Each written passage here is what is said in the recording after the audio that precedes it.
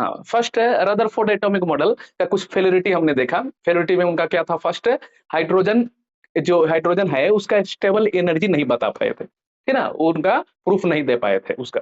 Next क्या फेलिरिटी था उनका? तो सेकंड फेलिरिटी था कि उन्होंने हाइड्रोजन स्पेक्ट्रम को शो नहीं किए थे, ठीक है। हाइड्रोजन स्पेक्ट्रम मीन्स क्या होता है?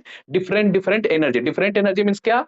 Different frequency. Different frequency means क्या? डिफरेंट डिफरेंट कलर, ठीक है ना। कोई इलेक्ट्रॉन है फर्स्ट ऑर्बिट में मूव कर रहा है, कोई इलेक्ट्रॉन है सेकंड इलेक्ट्रॉन सेकंड ऑर्बिट में मूव कर रहा है, तो डिफरेंट डिफरेंट एनर्जी है ना। जाहिर सी बात है, एक सन है तो सन यहाँ पे है, और यहाँ पे एक इलेक्ट्रॉन मीन्स प्लानिट मूव कर रहा है यहाँ पे, और दूसरा प्लानिट यहाँ ऐसे मूव कर रहा है, ज्यादा रेडियस ले रहा है, तो दूसरे दोनों का radius means energy different different है, तभी तो डिफरेंट डिफरेंट रेडियस पे मूव कर रहे हैं, है ना। तो उसी तरह इसमें क्या था? स्पेक्ट्रम में हमारा जब डिफरेंट डिफरेंट स्पेक्ट्रम स्पेक्ट्रम बनेगा तो डिफरेंट कलर बनेगा, डिफरेंट फ्रीक्वेंसी रहेगा, डिफरेंट एनर्जी रहेगा, समझे ना। अच्छा, तो नेक्स्ट ये इसी का हम देखते हैं। An electron in an atom move in circular orbit, है ना, बोर एटॉमिक मॉडल के अकॉर्डिंग। एन इलेक्ट्रॉन क्या है? तो ये किस में मूव करता है? तो सर्कुलर फॉर्म में मूव करता है, ठीक है? किसके आसपास मूव करता है? तो न्यूक्लियस के आसपास मूव करता है। किसके कारण मूव करता है? ठीक ना, किसके कारण मूव करता है? तो इन साइड में इलेक्ट्रिक फील्ड, इलेक्ट्रिक फोर्स लगता है, आउटसाइड में सेंट्रीफ्यूगल फोर्स लगता है। जैसे सन है, यहाँ पे सन है, ओके, सनलाइट, समझे ना, समझे बहादुर बच्चों। यहाँ पे ये अर्थ है, तो ये सर्कुलर पाथ में अर्थ मूव कर रहा है, तो कुछ ना कुछ एनर्जी मींस फोर्स लग रहा है ना यहाँ पे। तो ये फर्स्ट फोर्स क्या लग रहा है?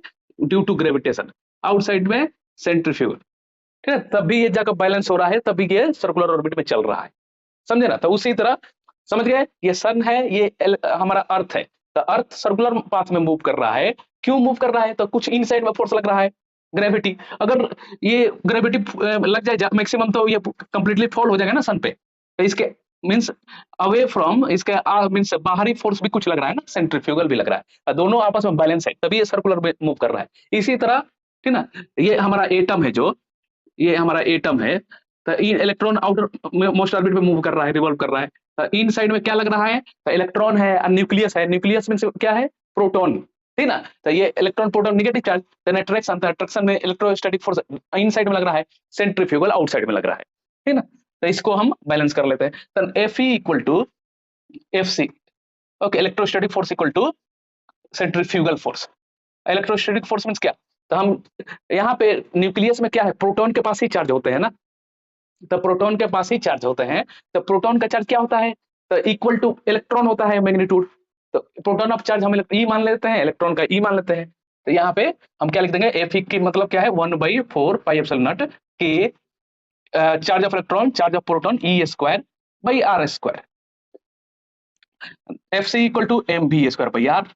ये हमारा इक्वेशन हो गया, समझे।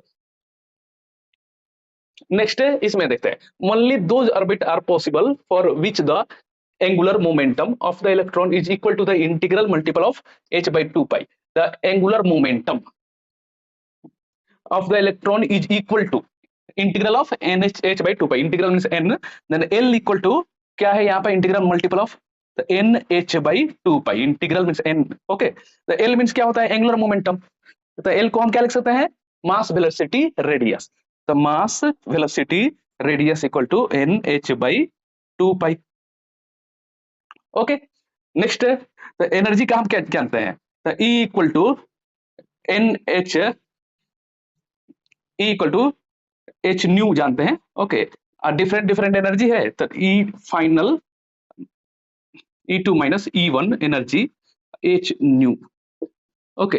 ये भी लिख सकते हैं हम, समझ में आया बहादुर बच्चों?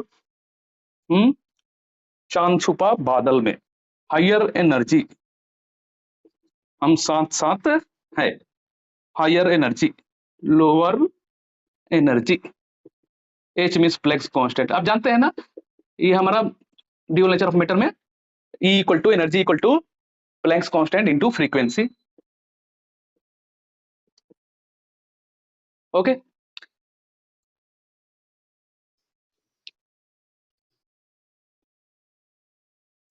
इनका भी कुछ ड्रॉबैक था, तो देखिए ये इसमें क्या इन्होंने एक्सप्लेन नहीं कर पाए।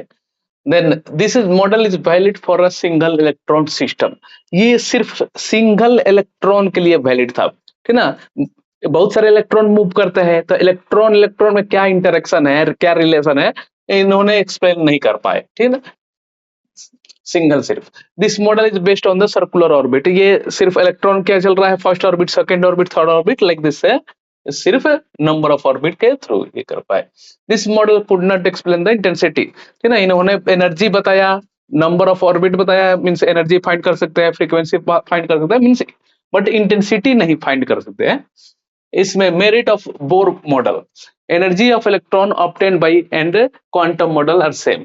तो इन्होंने जो क्वांटम मॉडल जो दिए थे, क्वांटा पैकेट, तो ये एनर्जी, इलेक्ट्रॉन का जो एनर्जी है वो सेम बताए थे, ठीक है ना। ये मेरिट था इनका, ये प्रूफ कर पाए थे, एक्सप्लेनेशन। बहादुर बच्चों, अब हम देखते हैं characteristics of Bohr model. Then first हम क्या बताएंगे, रेडियस। रेडियस किस पे डिपेंड करता है, जो आपका ये इलेक्ट्रॉन रिवॉल्व करता है ना आउटर मोस्ट ऑर्बिट पे, इलेक्ट्रॉन जो रिवॉल्व करता है तो किस पे डिपेंड करता है, ये हम देखेंगे।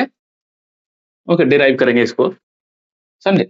देन आप क्या जानते हैं, तो F C equal to F E, F C equal to M V square by R equal to F E equal to क्या लिखे थे हमने, के मीन्स क्या, 1/4 pi epsilon naught Q1 Q2 means proton, यहाँ पे न्यूक्लियस है ना, जो न्यूक्लियस एंड इलेक्ट्रॉन का चार्ज सेम होता है मैग्नीट्यूड का, तो Q1 Q2 means E square by R square.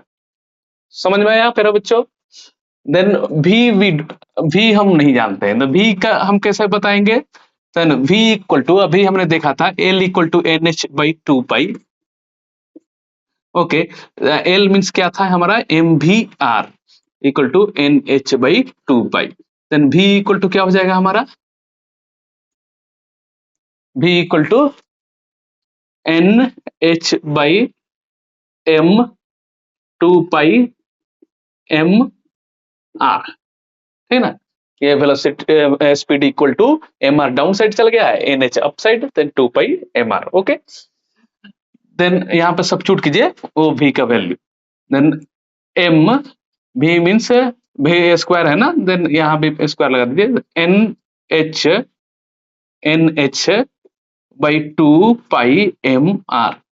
समझ में आया, एवरीथिंग हम लिख रहे हैं, ठीक ना, इसको डेराइव कर रहे हैं, 1/4 pi epsilon naught E square by R square, then m by R, और ये हमारा स्क्वायर है ना यहाँ पे, तो एन स्क्वायर हो गया, एच स्क्वायर हम लिख सकते हैं 4 पाई स्क्वायर।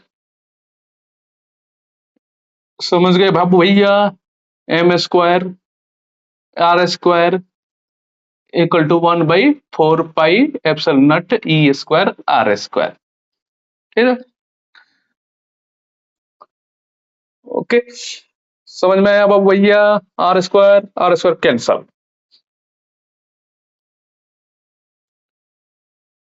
चार दिन की चांदनी फिर अंधेरी रात, ये हमारा स्क्वायर ये कैंसिल हो गया हमारा, ठीक ना। और भी कुछ कैंसिल दिख रहा है क्या आपको, हाँ यहाँ पे ये भी कैंसिल हो सकता है, हो जाएगा, ठीक। नहीं, हमको क्या पूछा है, रेडियस। रेडियस हमारा टर्म कहाँ पे है, तो यहाँ पे आर इक्वल टू, आर के साथ कौन है, हम साथ साथ है, पाई एम, ओके, एम पाई, पाई एम, ओके, ई स्क्वायर, और यहाँ पे हम क्या लिख सकते हैं प्यारे बच्चों, एन स्क्वायर एच स्क्वायर, और यहाँ पे हमारा क्या रहा, एप्सिलॉन नॉट। ये हमारा रेडियस है। रेडियस किस पे डिपेंड करता है, N means number of orbit है, कौन सी ऑर्बिट में मूव कर रहे हैं, first orbit, orbit, second orbit. H means Planck's constant है ना, L equal to N H by 2 pi ना, N H by 2 pi Planck's constant, constant.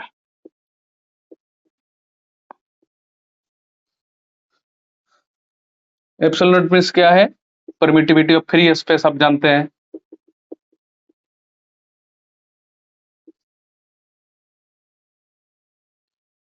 Permittivity of free space, pi M, M means mass है, E means charge है, charge of electron, mass of electron. Okay, समझ में आया? तो यही हमारा formula है।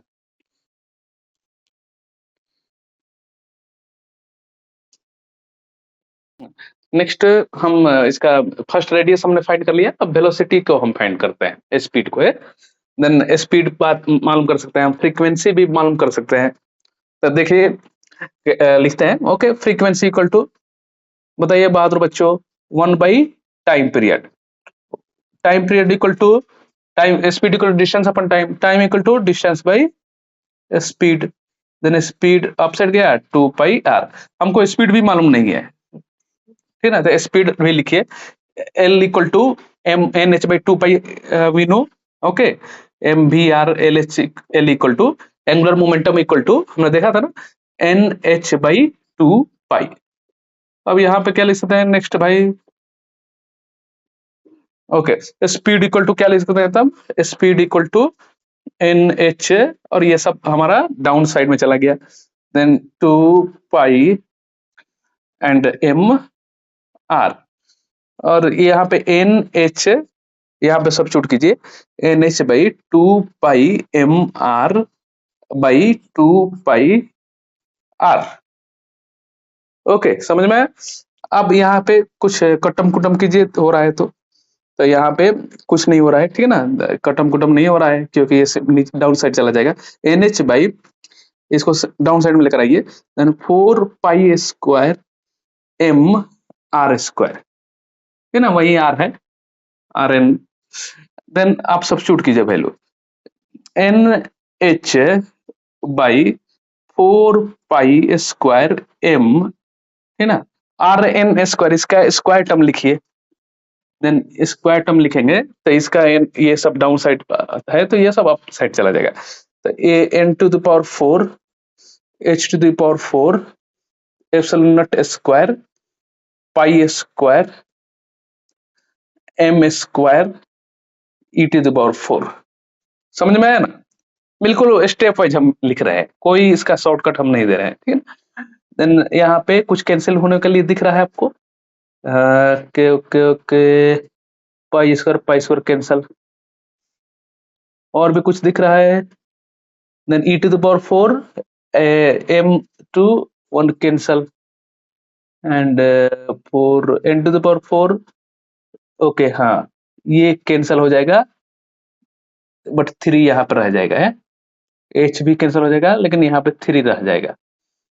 अब लिख सकते हैं, देन अप साइड में हमको क्या मिला, m E to the power 4, और डाउन साइड में हमारा 4, और उसके बाद क्या रहा, n cube h cube epsilon naught square, ये हमारा फ्रीक्वेंसी मिल गया, ठीक, समझ में आया? इसको लिख लीजिए, तो ये फ्रीक्वेंसी किसकी है, तो इलेक्ट्रॉन की है जो ऑर्बिट में मूव करता है, frequency of electron in orbit है। स्पीड भी हमको मिल गया, यहाँ पे आर वैल्यू सिर्फ ये सब्स्टिट्यूट कीजिएगा तो स्पीड आपको किस पे डिपेंड करता है ये मालूम चल जाएगा। फ्रीक्वेंसी का वैल्यू ये है हमारा फ्रीक्वेंसी, ये बहुत सारे क्वेश्चन पूछा जाता है इस पर, तो ये ध्यान रखिएगा।